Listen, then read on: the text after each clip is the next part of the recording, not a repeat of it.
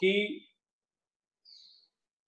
तो आपण मान्य केल्यानंतर मुंबईमध्ये फार मोठ्या प्रमाणावरती गर्दी वाढली होती अचानक, आणि म्हणून माननीय मुख्यमंत्र्यांनी त्यावेळेला अलाव केला असताना सुद्धा अजून देखील काळजीचा भाग म्हणून तो थांबवला होता, तो म्हणजे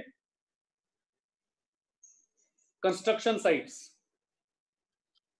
कन्स्ट्रक्शन साइट ह्या आपण गेले 2 आठवडे बंद ठेवल्या होत्या. त्या कन्स्ट्रक्शन साइट आता जर त्या ठिकाणी कामगार लेबर इन सिटू उपलब्ध असेल त्याच क्षेत्रामध्ये, तर सर्व खासगी कन्स्ट्रक्शन साइट ओपन करायला आता परवानगी देण्यात आलेली आहे. ह्या ज्या मी गोष्टी सांगतोय या सर्व गोष्टी रेड झोनला लागू आहेत, पण प्लीज एक गोष्ट नोट करा की कंटेनमेंट एरियामध्ये लागू नाहीत. कंटेनमेंट एरियामध्ये कन्स्ट्रक्शन साइट ओपन होऊ शकत नाही. कंटेनमेंट एरियामध्ये non essential stand alone shops हे उघडे राहू शकणार नाहीत. कंटेनमेंट एरिया म्हणजे काय हे कालच्या ऑर्डरमध्ये डिफाईन करण्यात आलेलं आहे, पूर्वी देखील करण्यात आलेलं होतं. कंटेनमेंट एरिया हा कोरोनाचा प्रादुर्भाव लक्षामध्ये घेऊन एक इमारत असेल, एक गल्ली असेल, एक मोहल्ला असेल, एक पोलीस स्टेशनचा एरिया असेल किंवा एक वॉर्ड असेल, हे त्या यंत्रणांनी जाहीर करायचं आहे, ठरवायचं आहे. तर हा कंटेनमेंट एरिया जो असेल त्या ठिकाणी मात्र अत्यंत सक्त अशा स्वरूपाच्या सूचना देण्यात आलेल्या आहेत.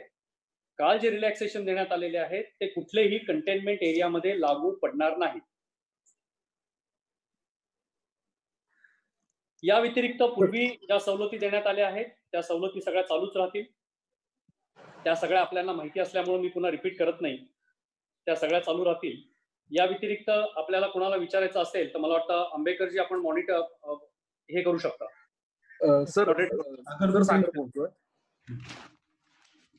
सागर विचारा. सर, 2 गोष्टी अजून मला स्पष्ट कळाल्या नाहीत की मुंबई आणि पुण्यामध्ये आपण सांगताय की लिकर शॉप ओपन होतील, तर ते कंटेनमेंट एरियाच्या व्यतिरिक्त इतर ठिकाणी पण सुरू होतील ना? बरोबर आहे.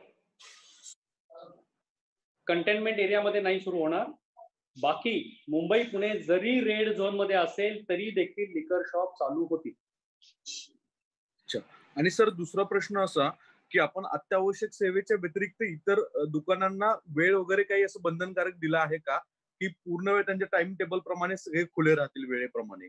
वेळ ठरवून दिलेली नाही आहे, तथापि स्थानिक पातळीवरती परिस्थिती बघून तो निर्णय स्थानिक यंत्रणा घेऊ शकतात. Okay, thank you. त्याबरोबर या चर्चेमध्ये आपले वित्त सचिव राजीव मित्तल हे देखील आहेत, सहभागी झालेले आहेत. त्यामुळे त्यांना देखील आपल्याला काही विचारायचं असेल तर आपण विचारू शकता, किंवा राजीव देखील आपल्याशी बोलणार आहेत जर आवश्यकता पडेल. Sir, I have a question. Yes. Sir, what I want to know is, you said that in the same lane, if there are non-essential shops more than 5, then that will not be open. So I'll just give you an example of a place like, say, Plaza. Who decides which 5 of those places, which 5 of those shops open, and what is the criteria on which it will be decided? Won't there be the need for further guidelines, or maybe, I don't know, some states are doing odd days, even days, something? Yeah, like Kajal, first of all, if it is a part of market or plaza or shopping complex, in any case, will not be permitted to open. That is point number 5. It is only stand-alone shops, and if in a lane, if there are more than 5 non-essential shops, then I think cannot give the micro kind of directions from here.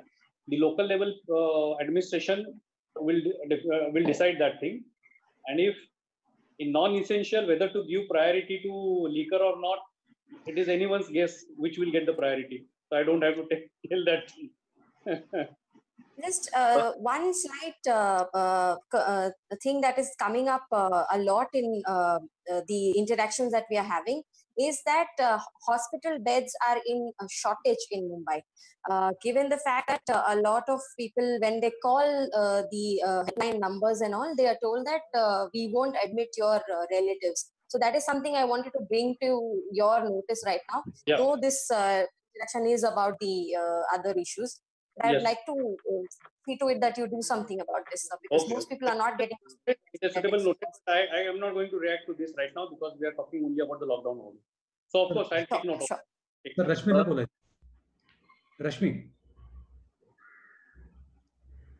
Rashmi आवाज ऐकू येत नाही, unmute करा mic. आवाज आ रही क्या? Sir असं झालं आहे की केंद्राने आता परत जी गाईडलाईन अपडेट केली आहे त्यामध्ये म्हणले रेड झोन मध्ये पण सलून ची दुकानं आहेत ती सुरू होऊ शकतात. तर जसं आपण वाईन शॉप बद्दल बोललात तसं सलूनची दुकानं पण सुरू होणार आहेत का, पहिली गोष्ट म्हणजे.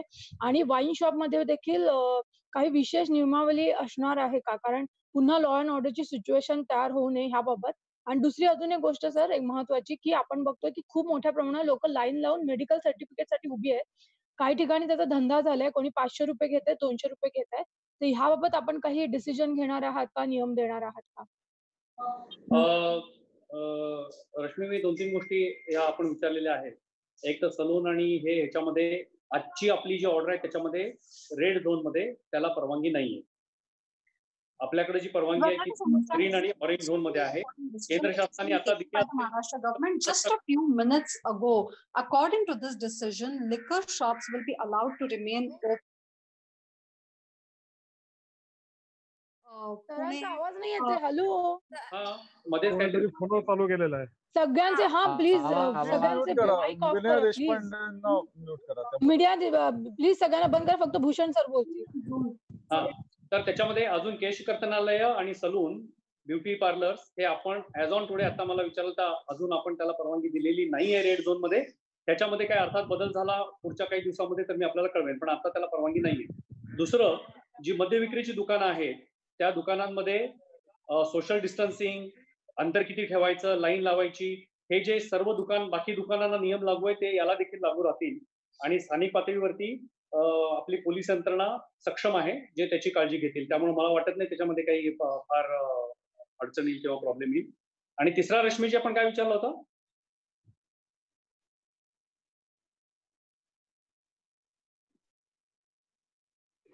हॅलो. हा सर, हे दोन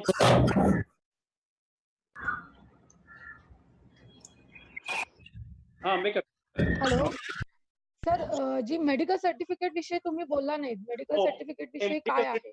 मेडिकल सर्टिफिकेटची मी नोंद घेतली आहे. आजचा हा विषय नाही, पण मला मी आमच्या संध्याकाळी आज आमची मुख्यमंत्र्यांच्या व्हीसी आहे सर्व अधिकाऱ्यांची, त्यावेळेला हा मुद्दा मी संबंधितांच्या लक्षामध्ये आणून घेतो. Medical certificate. Gagrani sir, Sagar बोलतोय. मला अजून एक प्रश्न आहे सर. अभिषेक, 1 मिनिट सर.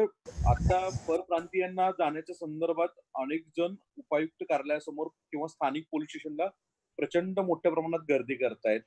त्यांना फक्त तिथे अर्ज भरून घेतले जात आहेत.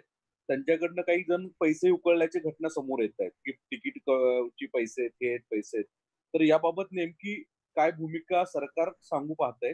आणि मुंबईमधून सगळ्यात जास्त लक्ष आहे कारण की भिवंडीमधून निघालेली आज रेल्वे निघालेली आहे मुंबई परिसरातनं, नाशिकमधनं काल निघालेली आहे. मुंबईमधून कुर्ला किंवा या परिसरातनं कधी निघेल अपेक्षित काय आहे?